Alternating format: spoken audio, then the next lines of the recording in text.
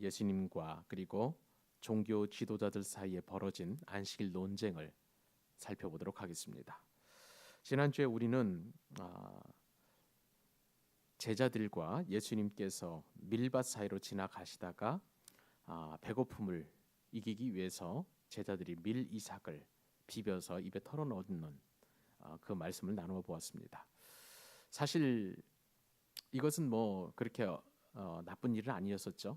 그때 당시에 먹을 것이 귀한 그 시절 가운데에 얼마든지 밀밭에서 이삭을 먹는 것은 용납되고 용인되는 그러한 일이었습니다. 근데 하필이면 그 일을 한 날이 안식일이었습니다.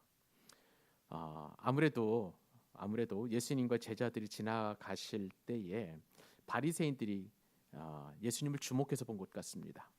그래서 예수님께서 가르치는 제자들이 실제적으로 안식일에 그렇게 밀 이삭을 이렇게 비벼서 입에 털어넣는 것을 보고 그들은 이제 제자들뿐만 아니라 예수님에 대하여 그 부분에 대하여 신란하고 질문했던 것을 볼 수가 있죠.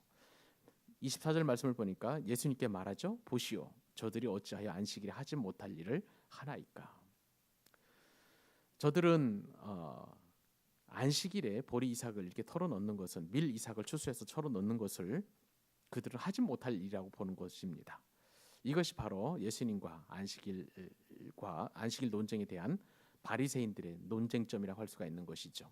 주님 안에서는 얼마든지 허용되고 주님 안에서는 얼마든지 인정할 만한 그런 일이었음에도 불구하고 바리새인들의 입장에서 보면은 안식일에 하지 못할 일이라고 이렇게 규정하고 있는 것입니다. 자, 그렇다면 우리는 지난주에 안식일을 유난히 지키는 유대인들의 유별난 안식일 준수법에 대해서 우리가 말씀을 살펴보았고, 오늘은 진정한 안식일의 의미가 무엇인지를 말씀을 통해서 우리가 깨달아 본다면 이 바리새인들의 관점이 얼마나 옹졸하고 편협하고 그리고 얼마나 율법적인지를 말씀을 통해서 우리가 역으로 살펴볼 수 있습니다. 그래서 오늘은 안식일의 진정한 의미, 예배 그리고 쉼이라는 두 가지 의미가 있는데 이 의미를 가지고 우리가 안식일에 대한 예수님과 그리고 바리새인들의 논쟁점 두 가지를 간단하게 살펴보도록 하겠습니다. 성경에서 안식일은 어떻게 시작이 되었을까요? 많은 분들이 이것은 뭐 주일학교에서 많이 배웠기 때문에 잘 알고 있을 것입니다. 안식일의 기원은 하나님께서 엿새 동안 창조하신 이후에 7일에 쉬신 날을 기념하여 또 기억하여 안식일을 우리가 좀 지키고 있는 것을 볼 수가 있습니다. 그러므로 안식일의 근원은 당연히 하나님이십니다. 하나님도 쉬셨습니다. 이 하나님도 쉬셨다는 의인법적인 표현은 하나님께도 휴식이 필요하다 그런 뜻은 아닙니다. 오히려 하나님께서도 인간에게 휴식이 얼마나 필요한지를 말씀해 주시기 위해서 쉴 필요가 없으신 하나님께서도 쉬셨다는 표현을 하고 있는 것을 볼 수가 있습니다. 그만큼 제7일에 쉬었다는 그런 표현보다도 하나님께서 우리 말씀을 주시면서 우리 인간을 얼마나 사랑하시는지에 대한 그러한 하나님의 뜻을 이 말씀을 통해서 우리가 깨닫게 되는 것이죠. 하나님께서는 이처럼 인간에게 휴식이 필요함을 역설적으로 말씀하시면서 동시에 하나님은 이 날을 복되고 거룩한 날로 규정을 하셨습니다. 창세기 2장 2절로 3절 말씀에 따르면 성경에 그렇게 기록이 되어 있는데 하나님이 그가 하시던 일을 일곱째 날에 마치시니 그가 하시던 모든 일을 그치고 일곱째 날에 안식하시니라. 하나님이 그 일곱째 날을 복되게 하사 거룩하게 하셨으니 이는 하나님이 그 창조하시며 만드시던 모든 일을 마치시고 그날에 안식하셨음이니라. 안식일에 대한 분명한 기원이 바로 이 창세기 2장 2절로 3절 말씀에 있는 것을 우리가 알게 됩니다. 하나님께서 이처럼 안식일을 복되고 거룩한 날로 규정하신 것은 하나님께서 택하신 자녀가 하나님을 경배하고 그리고 하나님께 감사하는 날로 지정하셨다는 것을 우리가 알 수가 있습니다. 보통 안식일을 일컬어서 사베스라고 이렇게 이야기하는데 이 사베스라는 것은 멈추다 혹은 쉬다라는 동사에서 유래가 되었습니다. 그래서 안식일 규례는 출애굽 이후에 성경에 보면 출애굽 이후에 명확하게 규정이 되어 있는데 이 쉬는 의미가 더 명쾌하게 들어가 있습니다. 그도 그럴 것이 십계명에 이제 안식일 규례가 나와 있는데 이 십계명은 출애굽기 20장하고 그리고 신명기 5장에 두 군데에 걸쳐서 등장합니다. 그런데 출애굽기는 이 쉼의 의미를 더 명확하게 드러내놓고 있습니다. 출애굽기에서는 하나님께서 천지 만물을 창조하시고 일일째 되는 날 쉬신 데서 안식일 정신을 찾고 있습니다. 그러나 신명기에서는 출애굽 사건에서 이제 그 안식일 규례를 찾고 있는데 그 의미는 무엇이냐면 신명기에서 바라볼 때에 하나님께서 이 안식의 의미를 신명기에 기록되어 있는 이 십계명에서의 제 4계명 안식일을 거룩하게 지키라라는 그 의미는 출애굽과 연관이 되어서 애굽에서 종살이하던 백성을 하나님이 구원해 주었으니 노동으로부터 쉼을 얻으라라는 그런 뜻으로 이렇게 분명하게 나타나고 있는 것을 볼 수가 있습니다. 그렇기 때문에 이제 안식일의 그 근본 정신은 이처럼 일주일에 하루를 쉬라, 정해진 날에 쉬라는 그 의미가 담겨져 있는 것을 볼 수가 있습니다. 이러한 안식일 정신은 AD 313년에 기독교를 공인한 콘스탄티누스 황제에 의해서 시작이 되었습니다. 이것이 이제 주말에 이제 문화로 이렇게 정착이 되게 되었는데 요즘은 토요일과 주일을 쉬죠. 나아가서 혹은 금요일 오후부터 쉬는 그런 회사들이 많이 있기 때문에 쉼의 의미가 더 많이 증폭되어 있는 것을 볼 수가 있습니다. 성경에서 말하는 이 안식이라는 것은 구체적으로 금요일날 해질녘부터 토요일날 해질녘까지 24시간을 말하는 것입니다.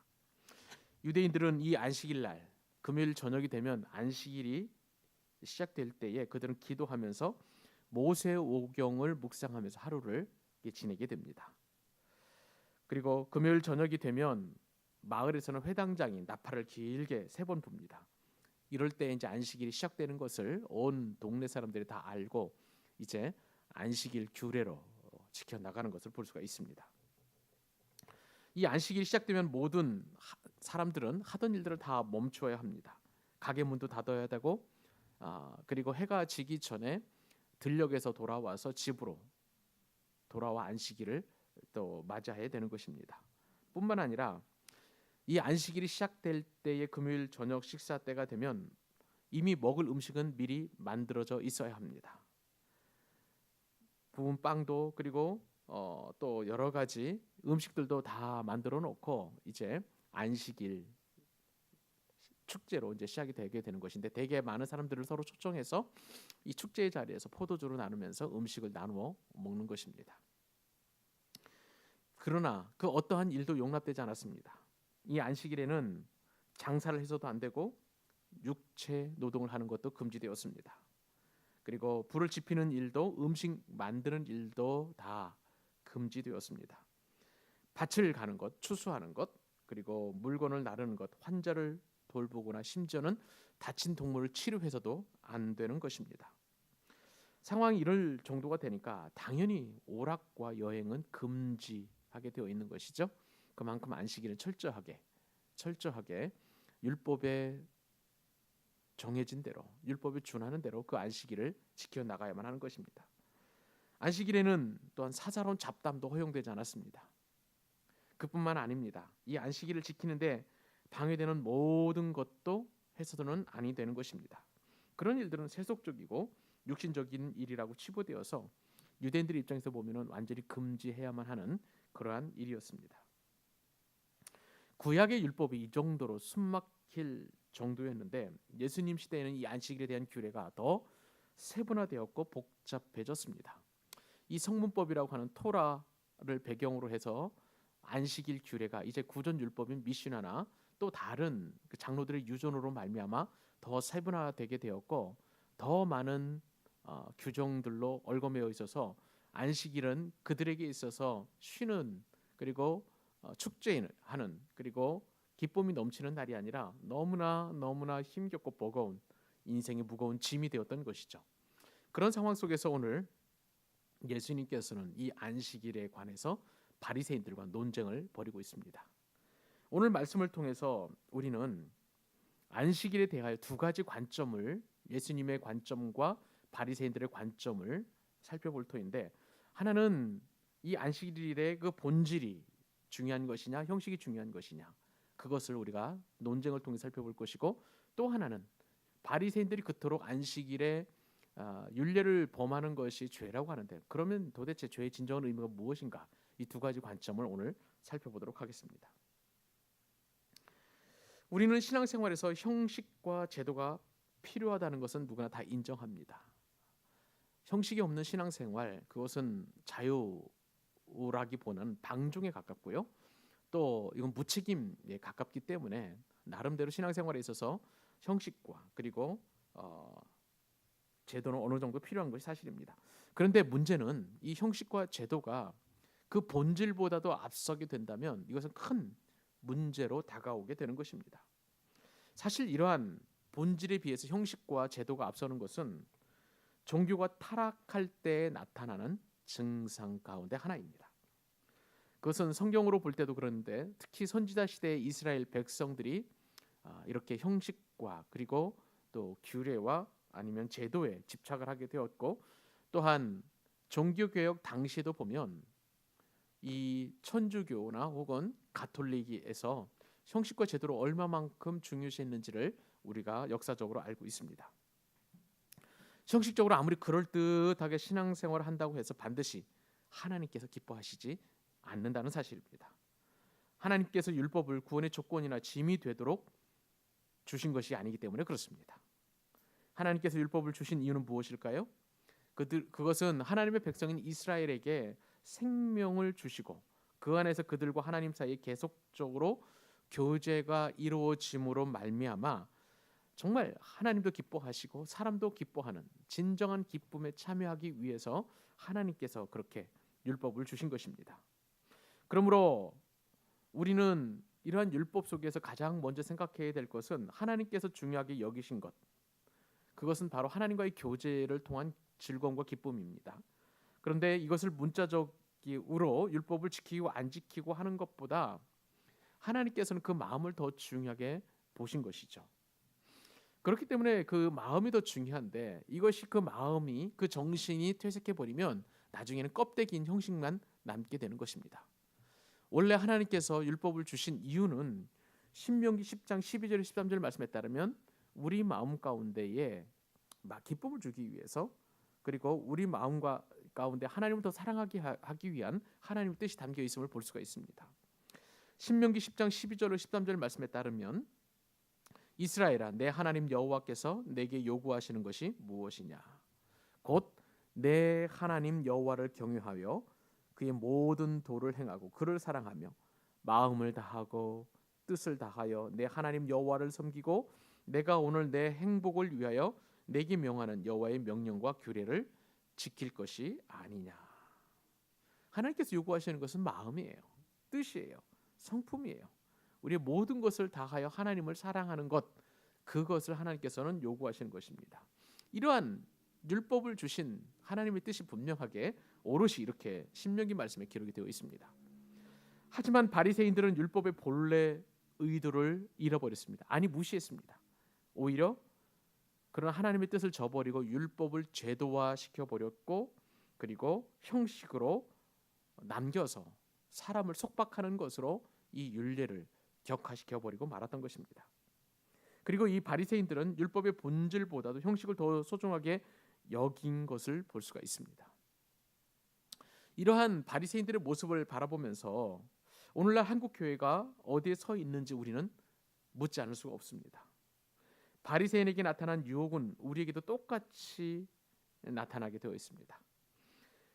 얼마의 규례를 기준으로 죄를 규정하거나 혹은 윤리적으로만 규정하면 율법화의 위험에 빠질 수밖에 없는데, 그러한 모습들이 어느덧 한국 교회 안에도 이런 모습들이 보인다는 것입니다. 한국 교회에서 죄라고 하면 거짓말이나 도둑질이나 성적인 죄나 11조를 하지 않는 것이나 주일 성수를 범하는 것 등 일종의 윤리적인 부분들, 그리고 일종의 형식적인 부분으로만 이렇게 규정해 놓았습니다. 그러한 모습을 보고 사람들에 대하여, 성도들에 대하여 믿음이 좋으니 혹은 신앙생활을 잘하느니라는 평가가 공공연하게 이루어지고 있는 것입니다. 이러한 윤리적으로만 규정을 해버리면 율법화의 위험에 빠져버릴 수밖에 없습니다. 그러므로 한국의 저명한 신학자는 한국 교회에는 율법화와 윤리화가 과도하게 일어나고 있다고 지적한 것은 정말 우리에게 여러 가지 생각을 해보게 하는 그런 말이라고 할 수가 있습니다. 율법과 그리고 윤리 조항을 지키는 것은 중요한 일일 것입니다. 그러나 그것은 의무를 앞세워서 가장 본질적인 것을 놓치게 한다는 것이 문제입니다. 여기서 본질이라는 게 무엇입니까? 하나님의 뜻 아니겠습니까? 그리고 하나님께서 우리를 사랑하시고 또 우리를 향해서 가지고 계신 하나님의 그러한 어떤 뜻이라고 할 수가 있습니다. 그런데 이러한 하나님의 마음과 하나님의 뜻을 다 저버리고 껍데기만 남아 버린다면 그 자체가 바로 율법화다. 과거 예수님 시대의 바리새인들이 행한 범죄와 똑같다는 것을 우리는 알게 되는 것입니다.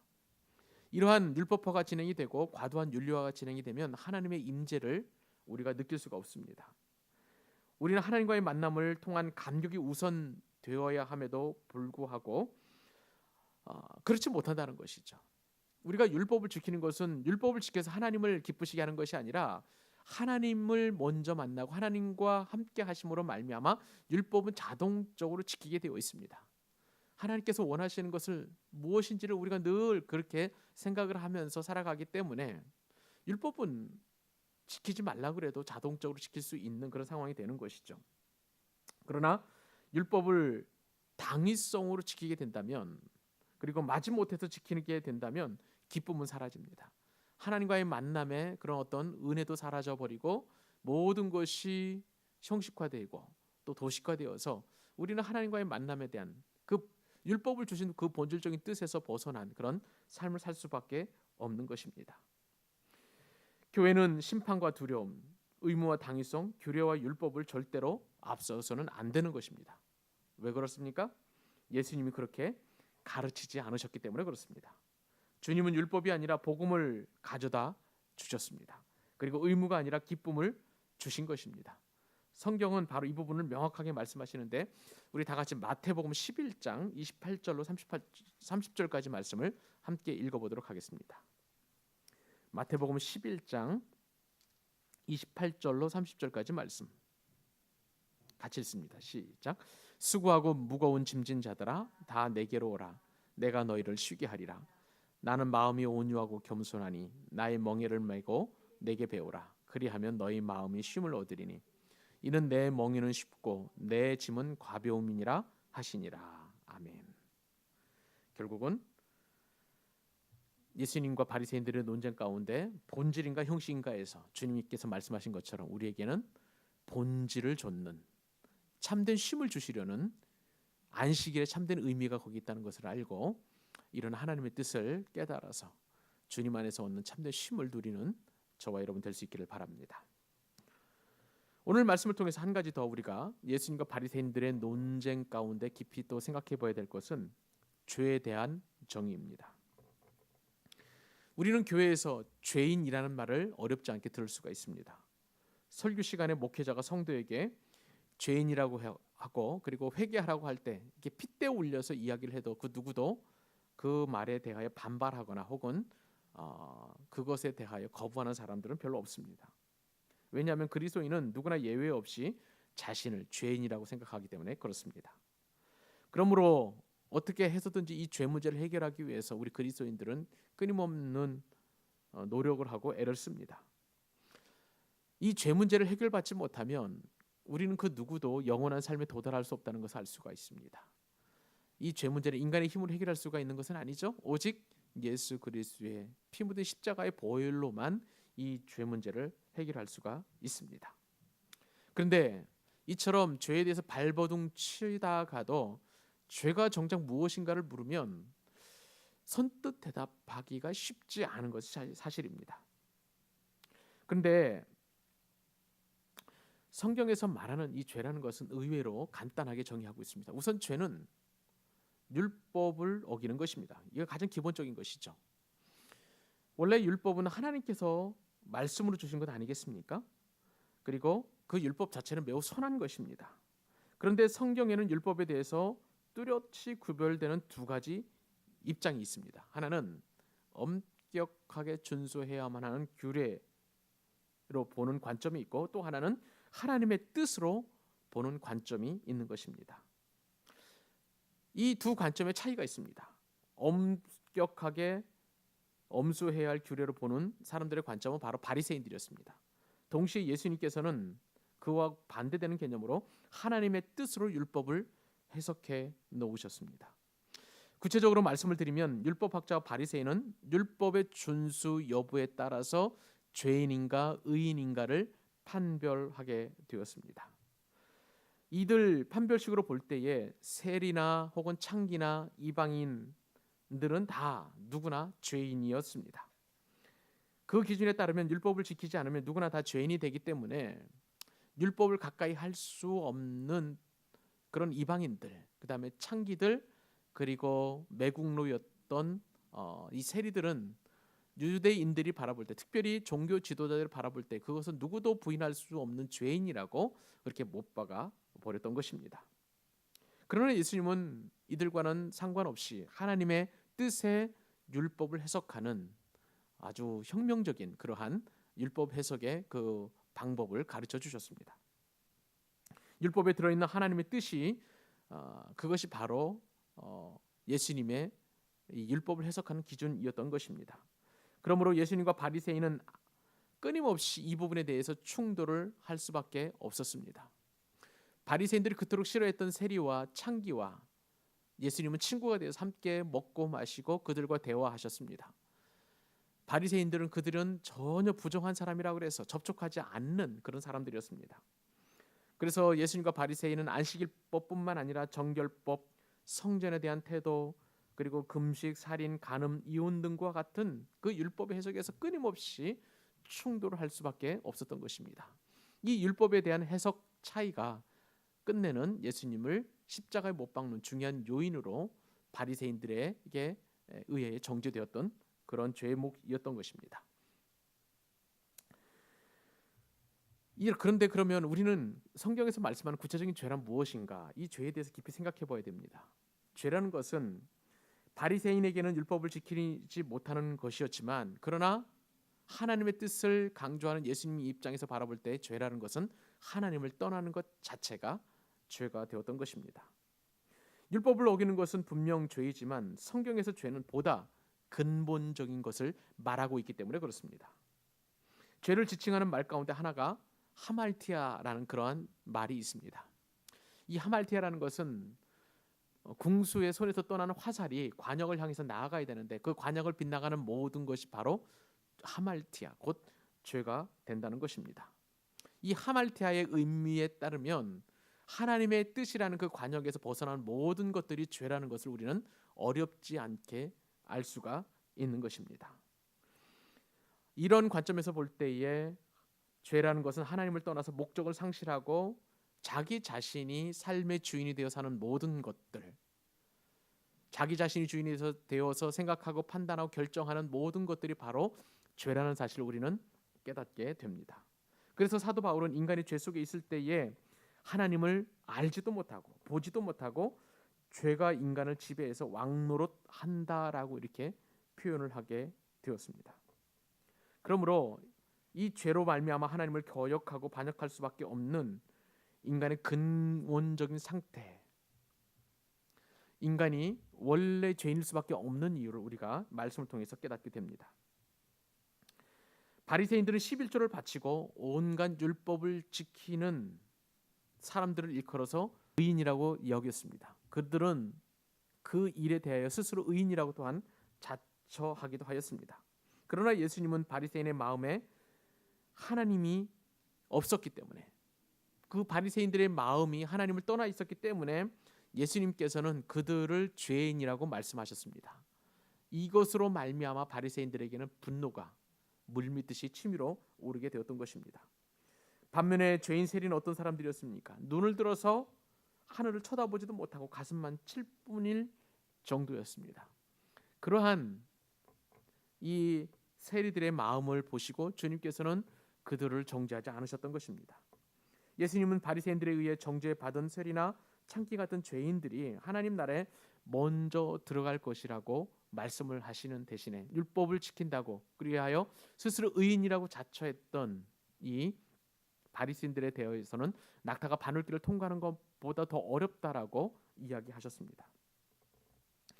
그렇습니다. 바리새인에게 있어서 구원은 율법 준수였습니다. 그들은 율법의 모든 조항을 문자적으로 지키기 위해서 온 힘을 다 쏟았습니다. 그렇기 때문에 안식일을 어긴 제자들을 죄인으로 취급할 수밖에 없었습니다.